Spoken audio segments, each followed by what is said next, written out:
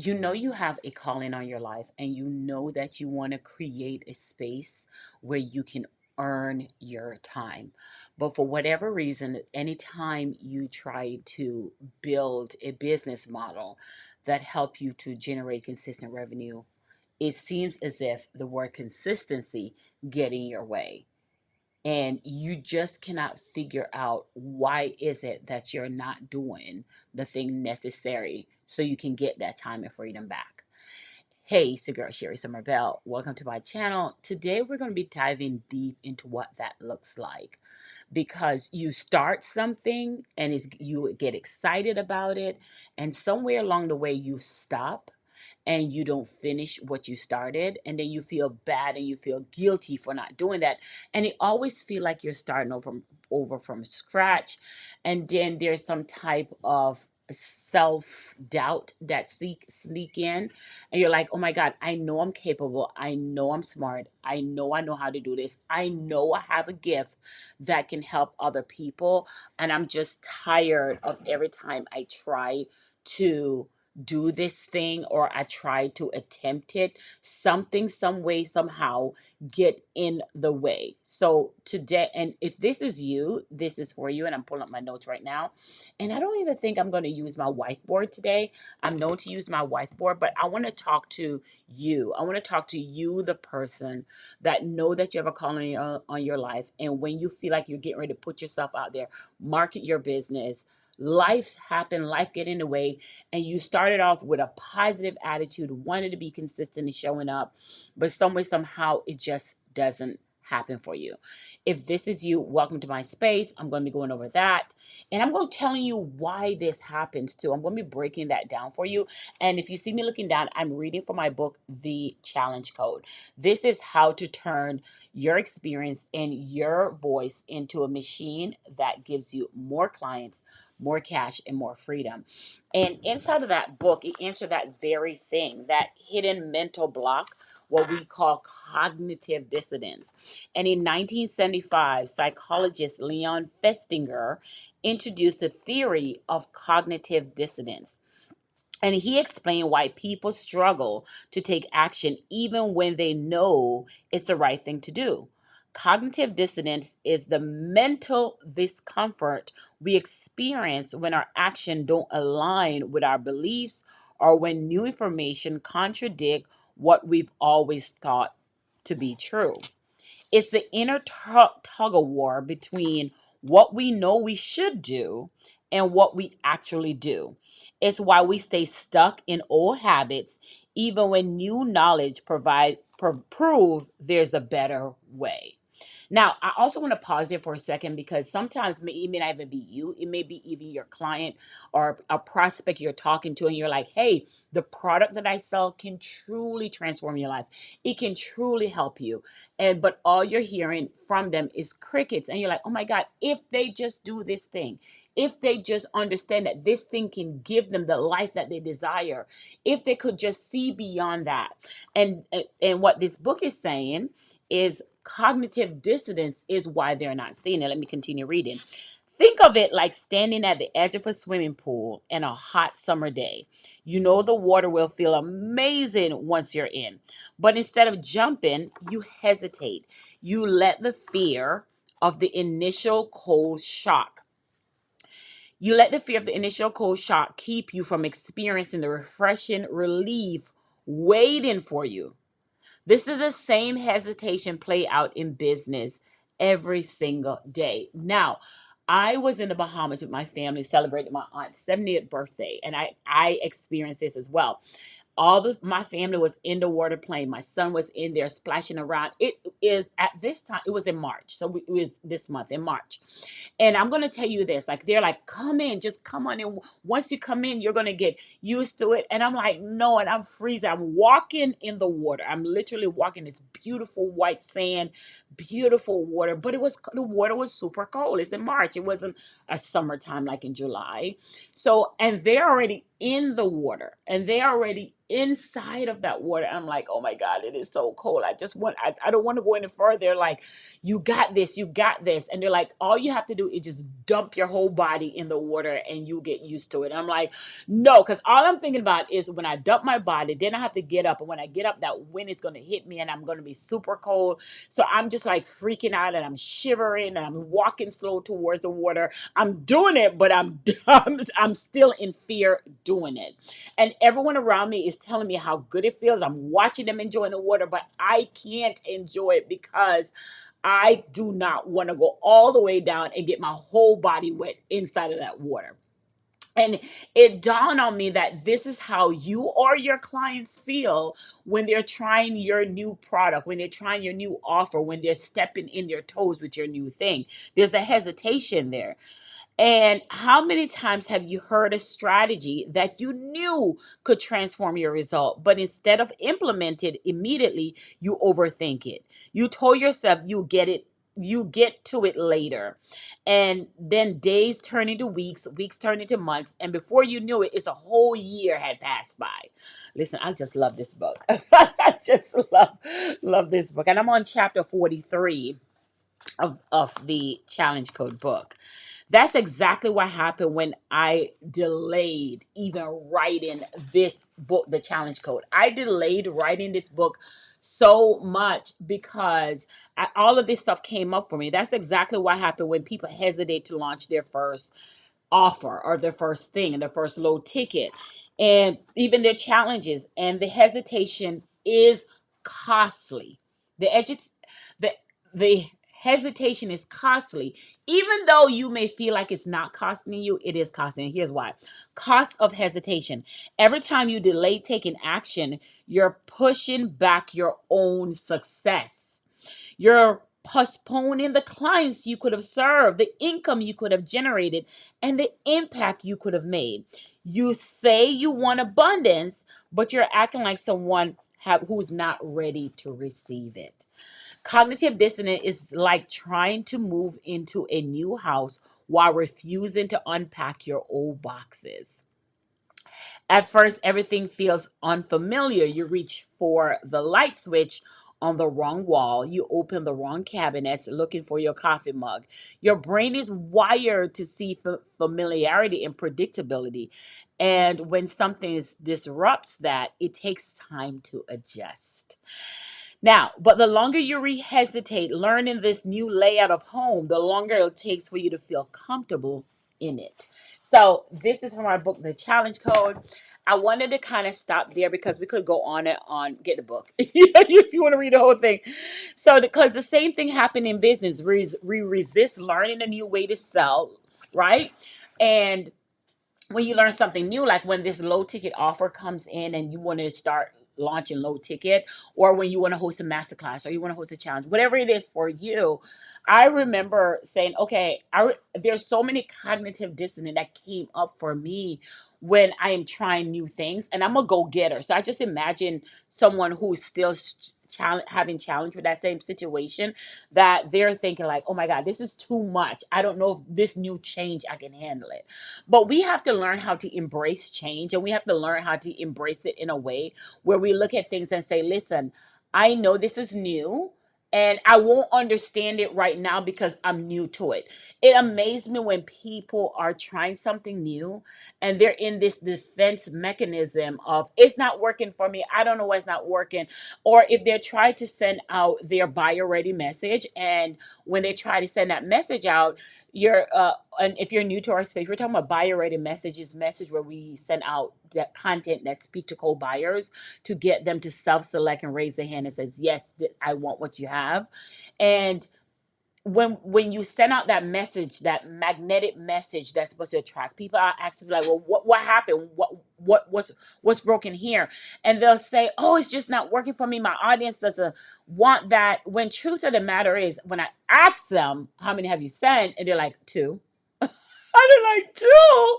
Those two probably end up in the two emails that you sent out, probably just end up in the junk mail, or what is that folder the advertising folder. You're right. So promotional folder.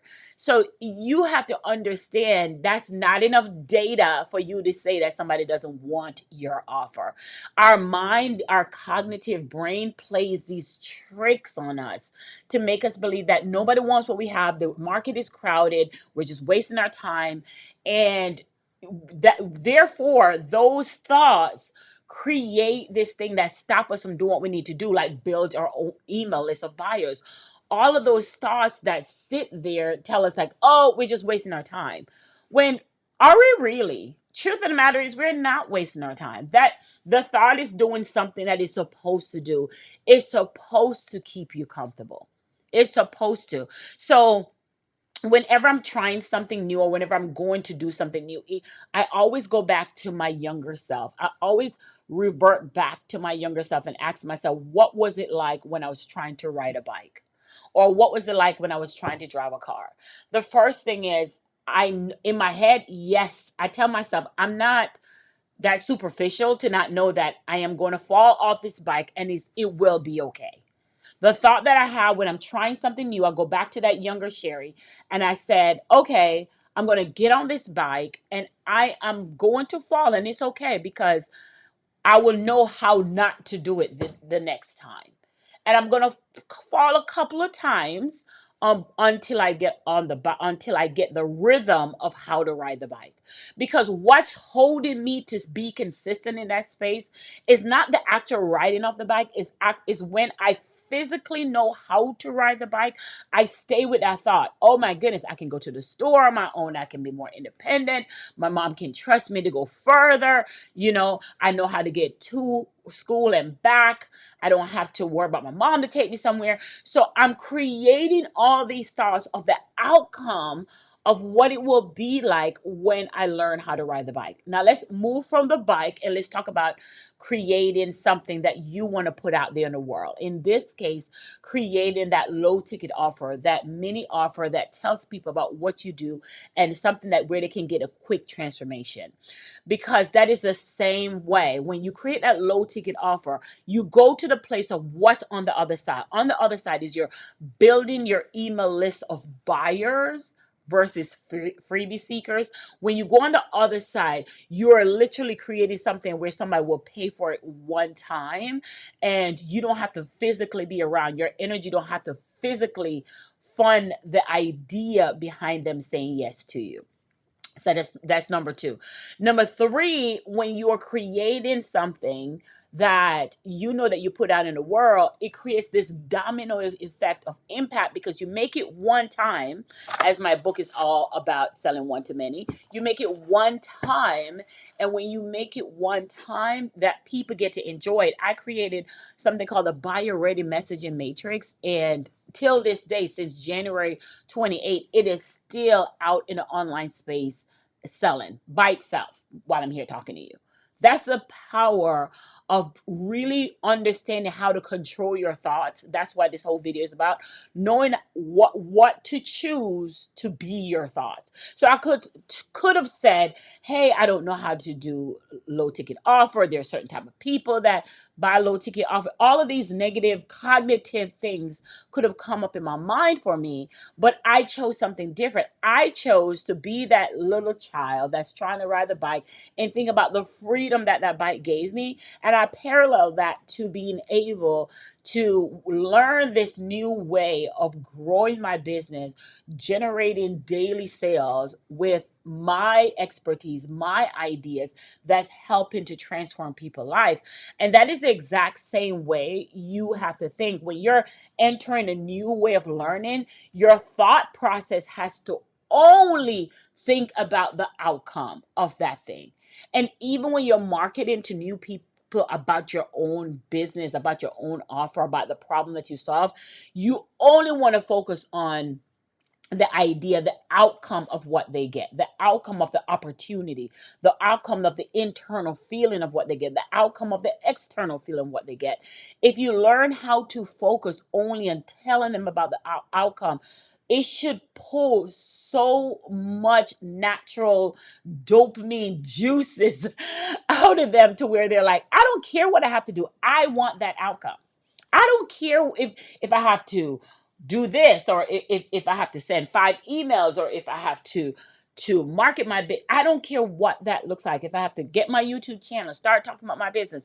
When you're able to create messaging content about your offer that pulls up that outcome of what the person gets, when you're able to do that, and even as I'm making this video, I'm thinking about email I need to send out that speak about that. Like, you never, one of the emails I'm sending out is about building your email list. Like, when you learn how to build your email list, sales become predictable, because now you have a list of people to talk to all the time. People are opening your email. They want to hear from you. Notice what I said, when you create an email list of buyers, people want to hear from you. They want to they're interested in what you have to offer. And you can have warm conversation because they already in tune with you. They already believe in what you're doing. And I know often we don't talk about that, where you're not always starting from scratch, because you have a followers. You have, when I say follow, I'm talking about your email list people, that they know who you are. Like, building your email list is non-negotiable. Non-negotiable.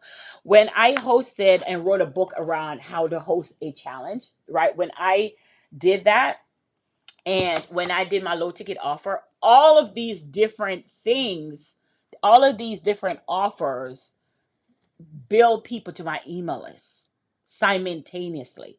So they're coming on as buyers versus coming on as just getting a free lead magnet. So building your email list advance that. So I just want to kind of stay there for a second, because this video is more about the thought behind doing the thing necessary to see the revenue that you want to see in your business.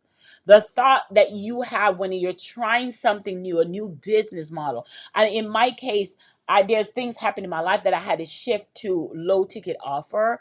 And for me, stepping in that new role, I dealt with the cognitive dissonance that I just read about. I dealt with that. But what helped me to overcome it is, as I stated, going to the space where I am a child riding a bike, and having emotional intelligence, that, as in anything, riding a bike, a car, there are going to be some mess up. There are going to be some situation that didn't go right. And not prematurely thinking that, oh, when I get on this bike, it's just going to be, I'm going to be all in. That's that's not the case, because I'm setting myself up for disappointment if I believe when I try something I've never done before that it was going to go well. When I was talking to one of my girlfriends, she said, Sherry, when I try to create that low ticket thing, and I don't know if people wants it. There are times when I create something, I want to build my email list with low ticket clients, but I don't know if someone want that. I don't know if they want that self liquidated offer. I don't know if they're gonna want that thing. So I'm hesitant about putting it out there. So the first thing I said to her is, the only way to know someone want it is to put it out there. The only way. There's no way around that. The only way to know if someone want it is for you to put it out there. And if you have grabbed my buyer rating messaging matrix, then you know we talk about inside of the matrix, we dive deeper into who you're talking to, right? Because at the end of the day, some people think we are trying to grab the masses. No, you're not. Let me help you something with your thoughts.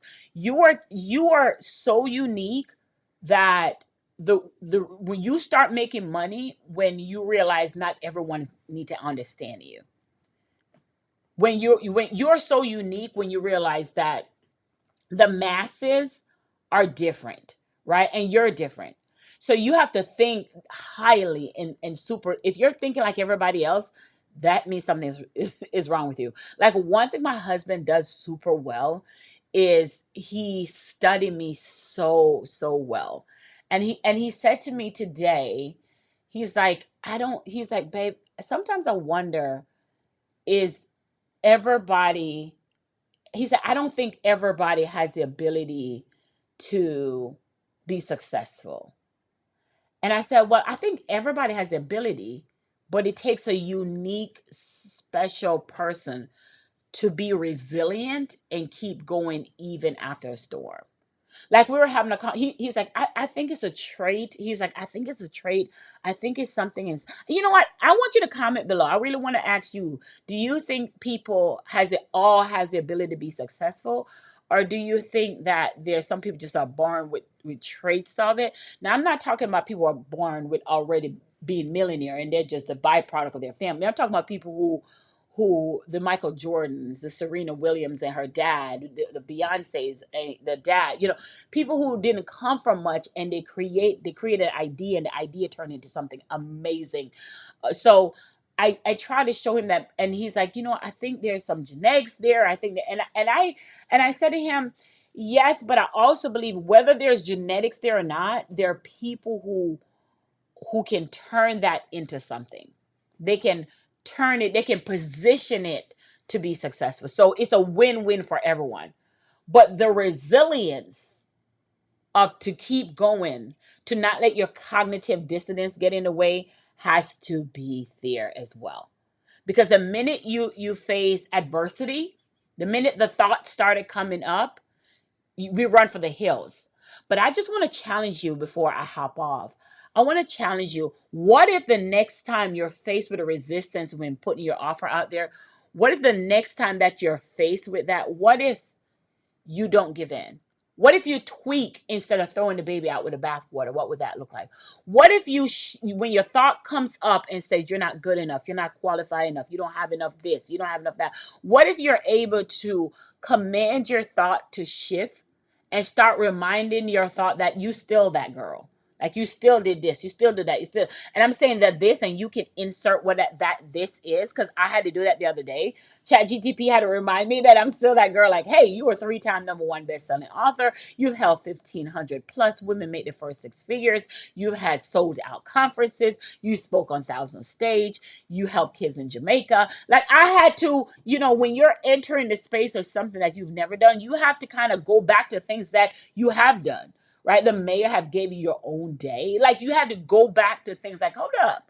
Okay. Okay. I am still that girl, right? You have to do that for your own self. You have to really affirm that that's what you are. So I'm going to leave this with you really, really quick. And the same things happen in business. If you resist learning new way to sell, you will prolong your own success. The longer it takes for you to embrace a new strategy, the longer you delay your results. The truth is, every moment spent debating, doubting, or delaying is a moment you could have been planting seeds for your future success. Every day you put off trying something new, you push back your own abundance. I want to leave you with last words.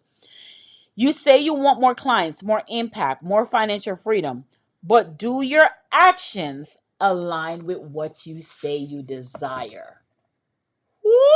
The book is so good. I can't believe I wrote these words. Okay, this is me tweaking my heart. Okay, but does your action align with what you say you desire? I will send an email out to my email list, and one of the biggest masterclass I get requested for is how to build your email list of buyers. That's one of the biggest masterclass I get requests for. And I will put it out there like, hey, do you want this? Do you want that?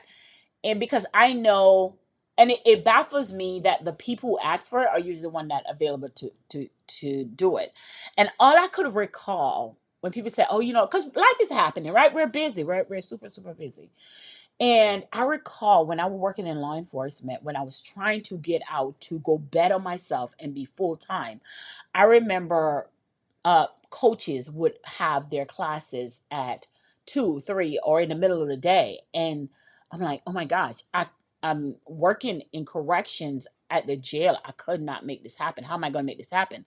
So what I would do, I would literally take my lunch break around the same time as the event, pop my earpiece in, sit in my car on my lunch break, eat my food in my car, just so I could learn the things that I'm doing now and how I'm helping people. I never made excuses of why I can't show up for myself. And if it was later in the day, I would make my lunch later in the day and I would be creative. And if they had a replay, I would pay for the replay so I can catch it later and look at it later. But if I am going to succeed, or if this is not going to work for me, it will not be because I didn't do my part. That has been the thought that has made me millions. I remember running ads with someone, and she says, your ads are doing okay, but how much more can you put in for the day? And I said to her, if it takes an extra $100 for me to get what I say that I want, I am willing to do that, because at the end of the day, it will not be because I didn't do it. Let it be the thing didn't work, but I didn't do it. Right? Let it not be on me. And I have used that thought in everything that I have done. Anytime I'm after something new or something that I I say these words, I am possibly made. I am wonderfully made to make whatever that number is. I am wonderfully made, and I have the possibility to make 40K, 20K months. I have used thoughts like that all the time. So I created my thoughts, and I anchor my actions towards my thought. I am happily and wonderfully made, and I have the possibility of making 20K, 40K, whatever that thing is. And then after I say those words and I anchor that, I match that with the actions that I take, where I show up, the emails that I send out. And I let God ordain the universe to do the rest. That's it. Hands off. I'm done. Boom. I'm completely done. All right. So I hope you got something from this. I just wanted to kind of sit with you for you to learn what your thoughts may come up when you're learning something new, as in creating your own low ticket mini course, what comes up for you when it's time for you to market it. And I also want to show you that you have the power to shift that thought into something great. And more importantly, you know where it comes from, that cognitive dissonance. I cannot wait to see you on our next episode. It's the girl, Sherry Somerville. Talk to you later.